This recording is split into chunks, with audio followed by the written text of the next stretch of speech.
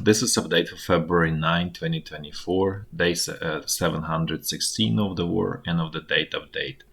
Also catch up for February 8 and 7. I'm going to start with general strategic updates, and then I'm going to switch to the situation on the front line, as I always do.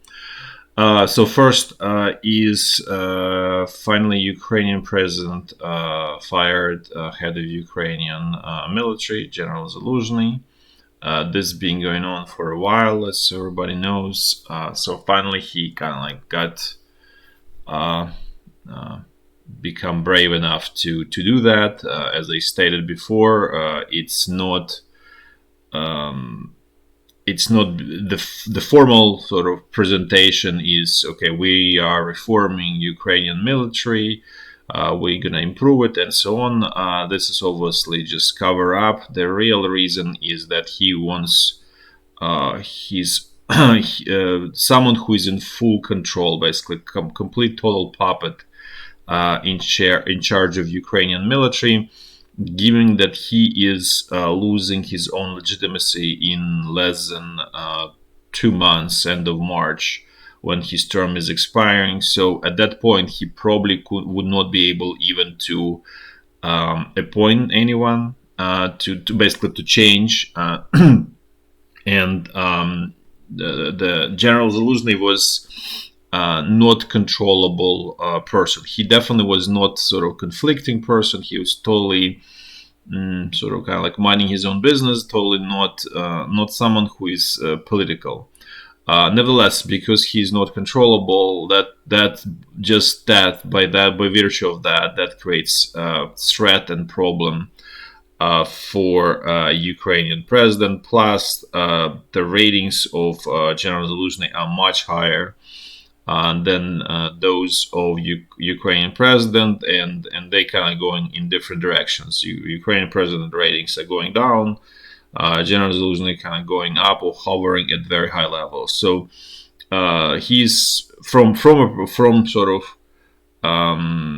perspective of Ukrainian president, the General Zaluzhnyy is existential threat, which, as I hopefully explained, he's not. But that's just a distorted perception that's in the head of Ukrainian president. And so he decides to, as I explained, to fire him and then put someone who is in complete control.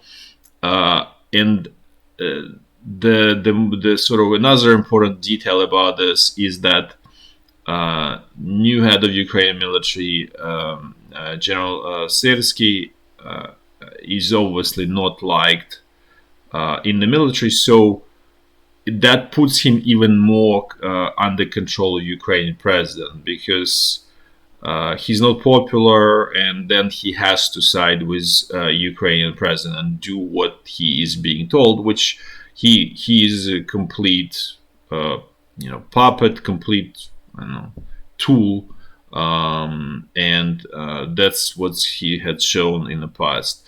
So what happened then? After firing General Zaluzhnyy, Ukrainian president then started purging all of his people in the top of Ukrainian military. So the bunch of more generals are basically being fired, and the new team from General Syrsky being appointed. So not just one person. It's almost that Ukrainian president is having kind of like a absolute scare of General Zaluzhnyy. That's how to best explain. At the same time, Ukrainian president is trying to sort of play kind of like predatory political game with General Zaluzhnyy. So he gave him the medal Hero of Ukraine. It actually reminds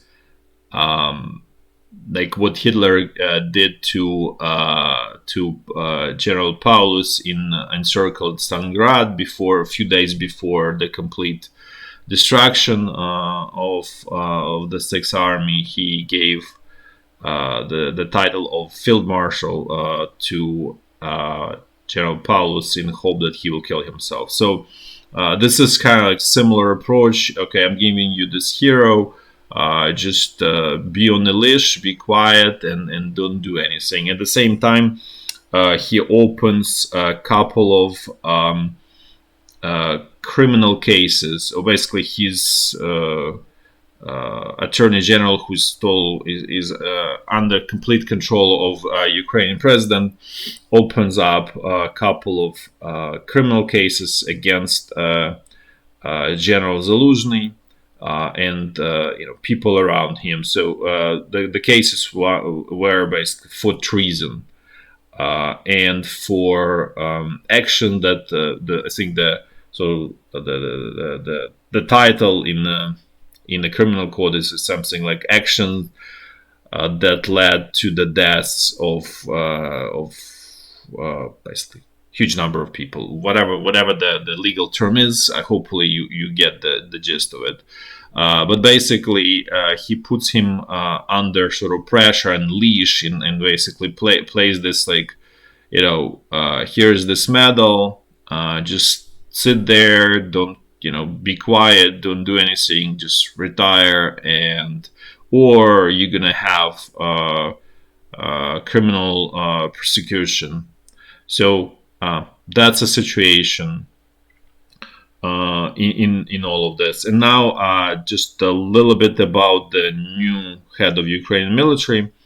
So first of all, he is actually from Russia. He's from Vladimir region in Russia. His parents still live there. His brother lives there.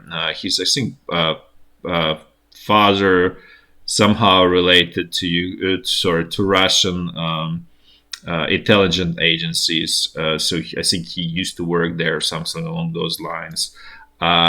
His son is actually not in Ukraine. He lives in Australia, I believe. So basically, the new head of Ukrainian military has essentially zero connection to Ukraine, zero roots. In some way, he's like a transient person in Ukraine. Also doesn't even speak Ukrainian, so he's complete sort of outsider and to Ukraine, and that's another reason why he's not liked by the military, by general population. And going back to, actually, I forgot to mention about General Zaluzhny. The reason he was extremely mediocre as actually a military commander or as a manager, but he was widely liked because he was very human. He had a lot of empathy. He would help. That's a huge positive part of him, and that's why he's liked. At the same time, as I say, that he's not a great military commander by any means. But going back to General Syrsky, he's actually even worse, and I just want to explain you. I'm just going to show you what happened. This is actually happened in the early, almost like exactly, what was it, like 9 years ago, early February. This was actually sort of his, call it, job. So this was a Ukrainian salient around town called Debaltsevo in Donbass, and Russian military decided to call it eliminated, and so which they successfully did in the end, and it almost costed encirclement of Ukrainian entire brigade 128th Brigade, which is actually a pretty decent brigade in Ukrainian army. You can still see it on the front line, and some smaller battalion-sized units that were trapped around Debaltsevo, as you can see. So the way it was done is that Russian troops broke through Ukrainian defensive lines, cut off this main road, that supply line that leads to Debaltsevo, as you can see. The Syrsky and people, he obviously wasn't alone. There were other similar people. They did not allow Ukrainian trapped troops to withdraw and basically there was attempt to relieve the troops. Was horrendously organized, a complete disaster. Didn't end in anything. It was completely not enough sort of forces, resources, and everything. Then the troops also tried to do the internal relief attempt towards Vuhlegirsk, also failed.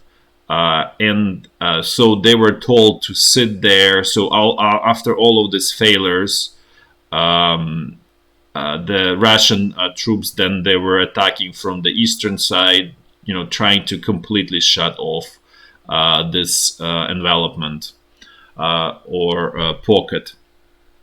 There was just purely luck on the Ukrainian side that the troops that were here were, the people who were actually on this eastern side of this salient were extremely good. So they did not. They were able to hold to basically stall all of these Russian attacks. This bought couple days of time. So during all of this time, this General Sersky keeps telling these troops here, stay there, stay there. And then it was literally, so as you can see, they were effectively in the pocket at that time. So the only way out was basically through the fields here. This is the only where you can be, you're going to be exposed to the fire from the flanks by Russian forces.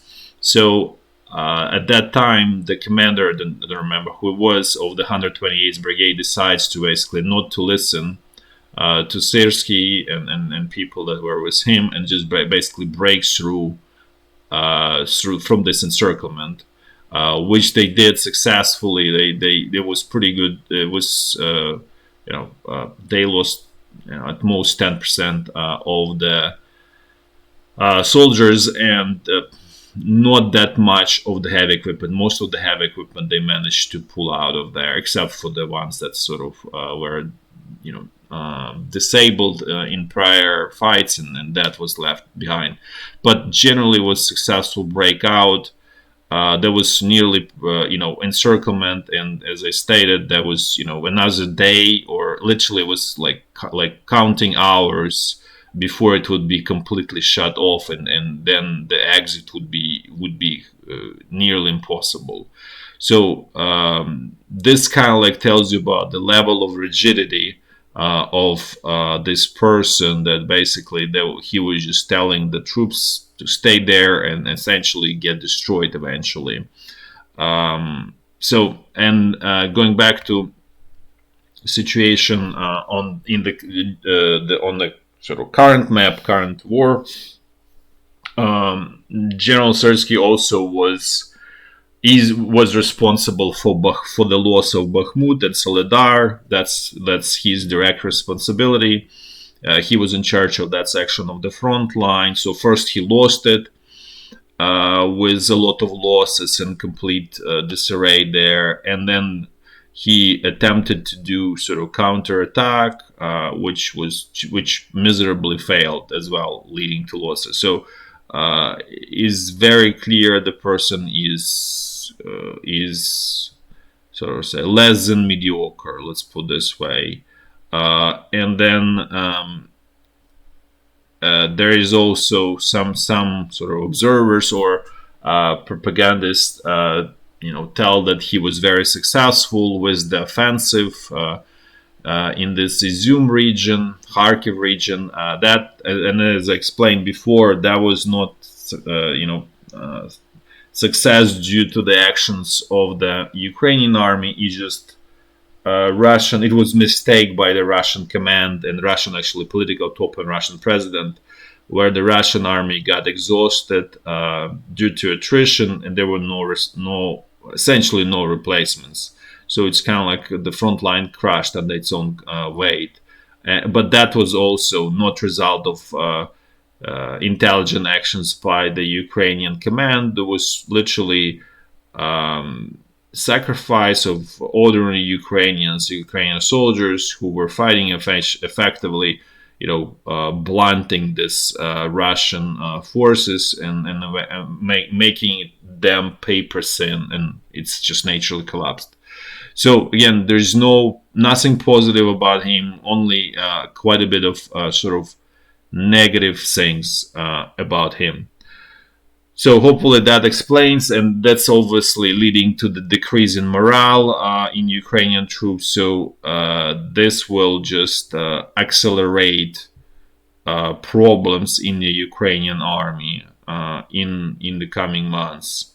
And it's very clear that they're there just because there is this stories of shortage of troops on the front line on the Ukrainian side. There's this is complete misrepresentation of what's really happening. As I explained before, Ukrainian army has sort of close to the front line, roughly 900,000 troops. Russian has roughly 600 troops. So, as you can see, in theory, there should not be any shortage of soldiers on the front line, but yet they do exist. And what this really means is just people are not willing to go and fight on the front line.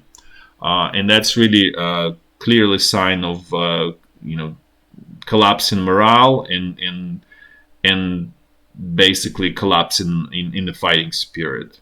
And this then being tried to paper over that. Okay, we're gonna do this mobilization. We need another 500,000 people or whatever, 1 million people. If you cannot motivate existing 900,000 so they don't want to fight, like how is 500,000 will change another million? There's no, that's the problem is much deeper, and there's still this attempt to paper it over and present it as some completely different situation.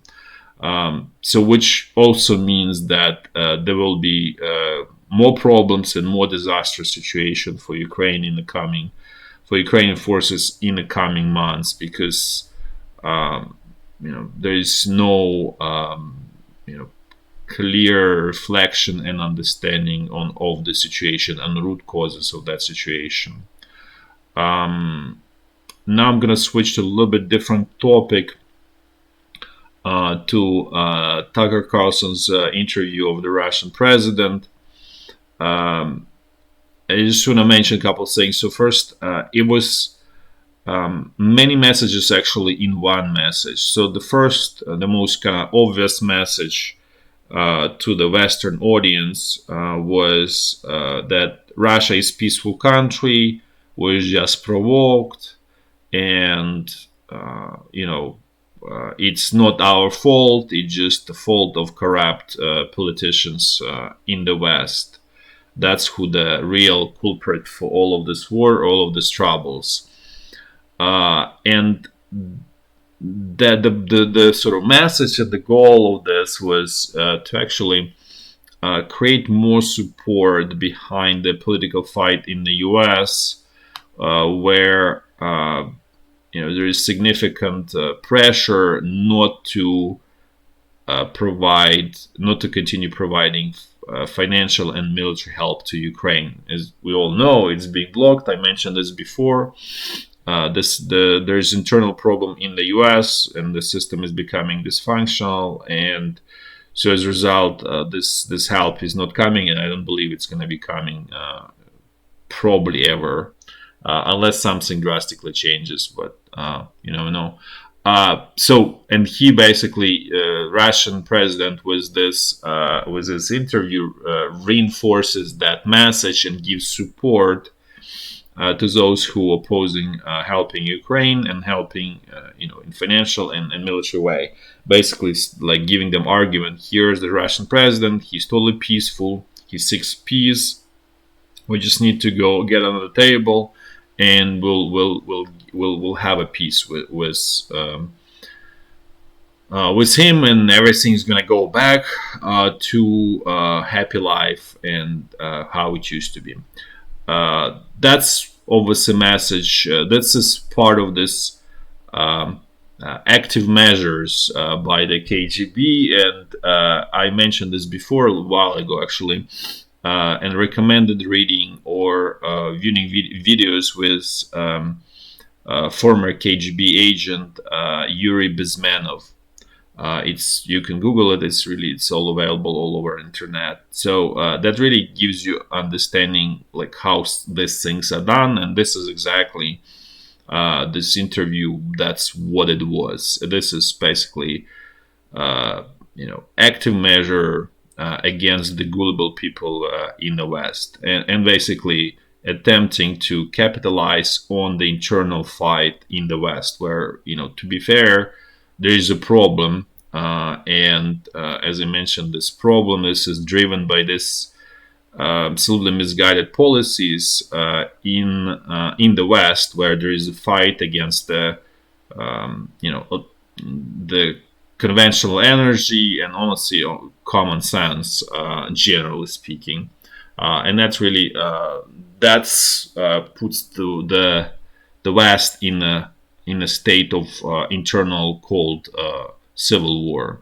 and that's what's Russian president is capitalizing on and trying to basically make that cold war into hopefully hot war. That's the hope there, and actually that's actually could be segue to the sort of real message that he had is pretty ominous, I would say. He's clearly stating that he wants all of the Ukraine that he's gonna get, but he's not gonna stop there.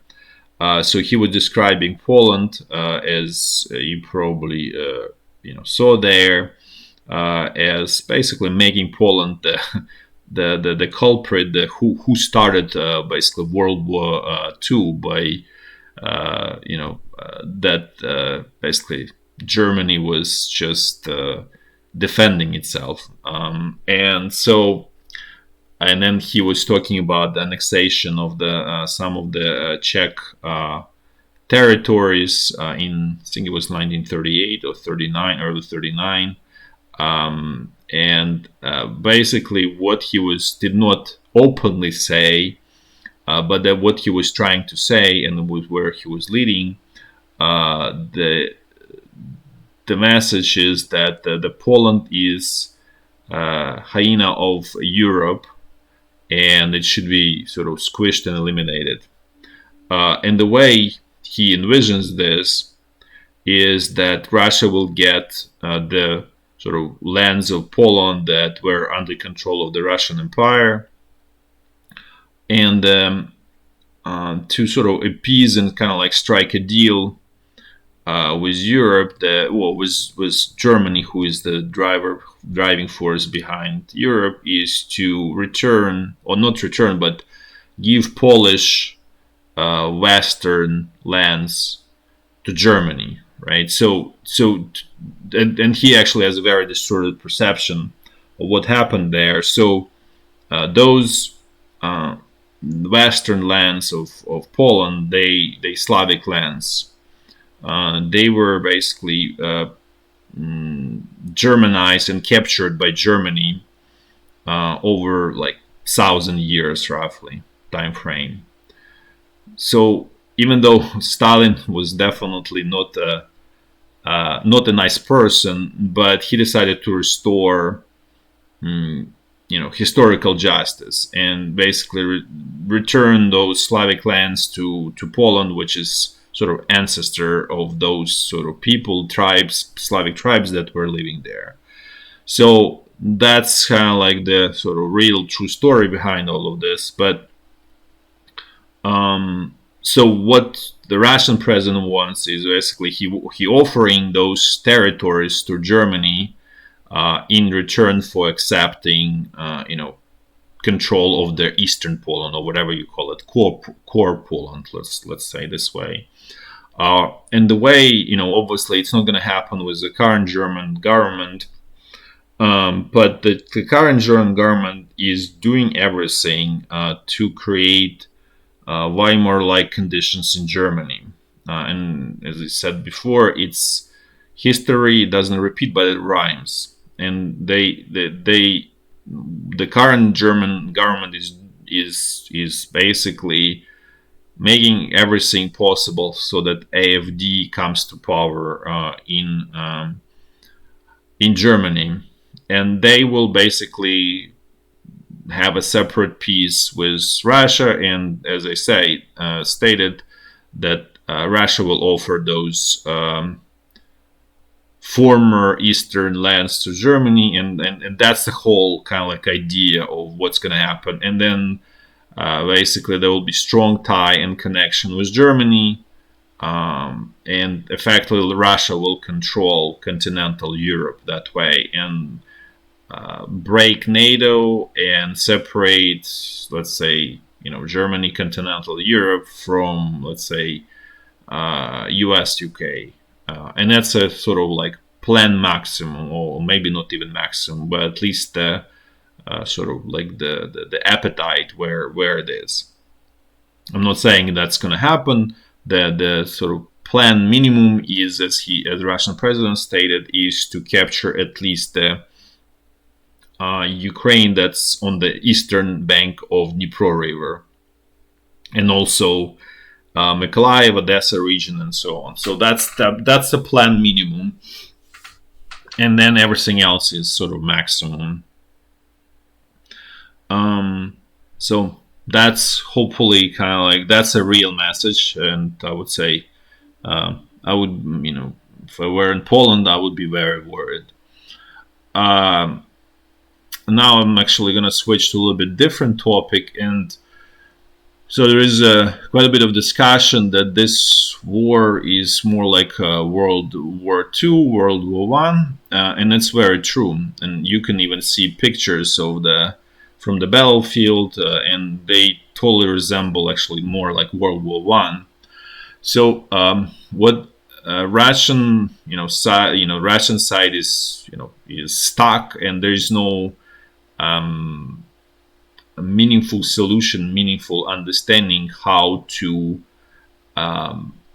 conduct successful offensives in these conditions, because they just die off and lead to huge losses, both in people and material, and effectively you cannot do anything. So it's turning into war of attrition, which is obviously not efficient, not something you want to be engaged. Even if you're gonna win, it's a Pyrrhic victory in the end. So you kind of want to avoid that at all costs, regardless, even if you win. And so what Russian actually side command started experimenting, they actually trying to recreate what was used by German army at the end of World War One.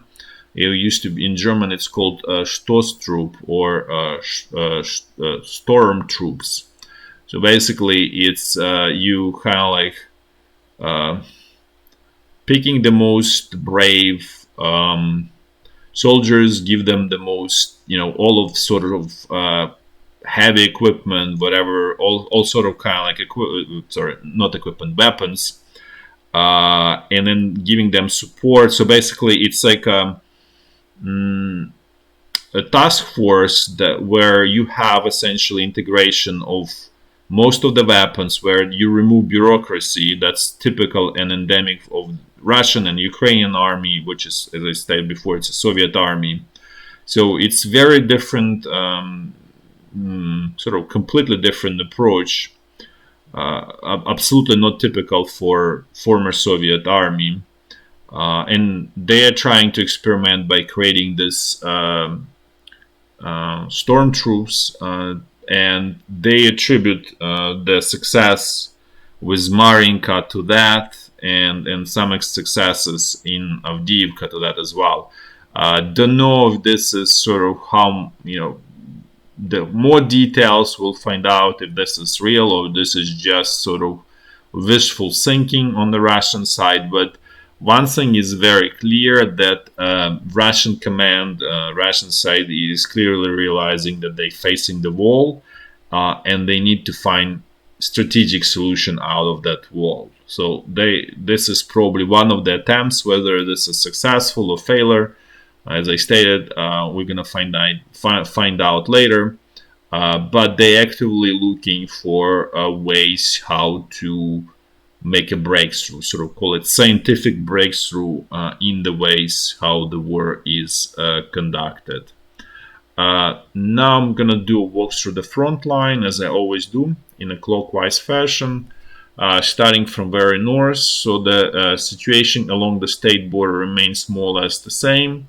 No essential changes there. Now let's jump to the North Luhansk front line. There is Russian pressure back around Kupiansk area. No advances so far in that area. Then there is a pressure here in a sort of southern sector of this front line. Also no major Russian advances there either. Now let's jump to the North Donbass front line. So again, there's continuing heavy pressure around Bilohorivka. Totally unclear to me why Russian command is putting so much pressure there. They did advance a little bit there, 200, 300 meters. It's nothing critical, but yeah, this is, I would say, a little bit puzzling situation there to me. Now let's move to the southern part of this front line. Russian troops continuing their pressure straight west of Bakhmut. As I mentioned before, they slowly advancing here straight west, not in around Klishivka, but in this Ivanivsky Khromovo area. So it's another 200-300 meters. They moving forward. As a general note, I would say that there are more and more cracks appearing in Ukrainian defenses, and in couple months or 3-4 months, this may turn into like it will fall like a house of cards potentially, and it could be even sooner, and because it's always exponential sort of development of the situation. Now let's look at the central Donbass front line. So things here got worse around Avdiyivka for Ukrainian forces. It's essentially at this point the situation there is hopeless. As I mentioned before, the only way to fix the situation is to actually have a counter attack, I would say local tactical counter-offensive here.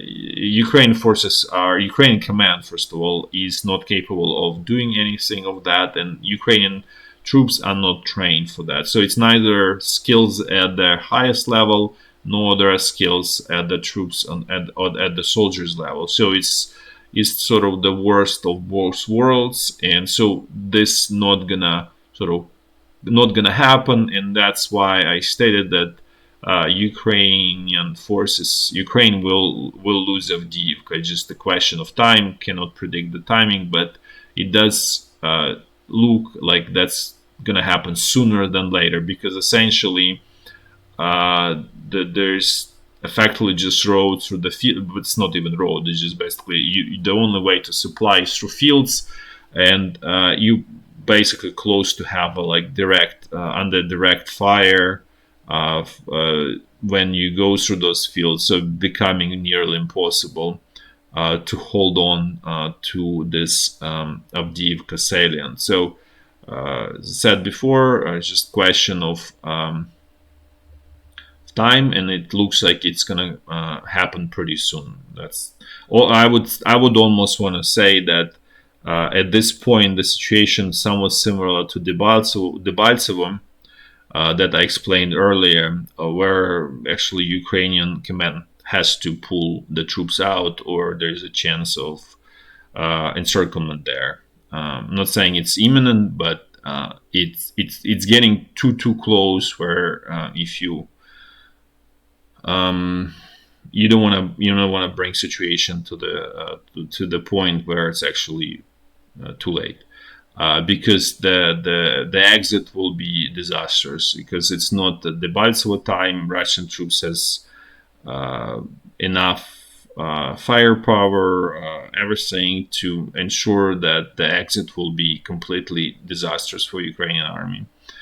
There are also some minor advances here, straight west. Basically, as I stated before, Ukrainian defenses slowly,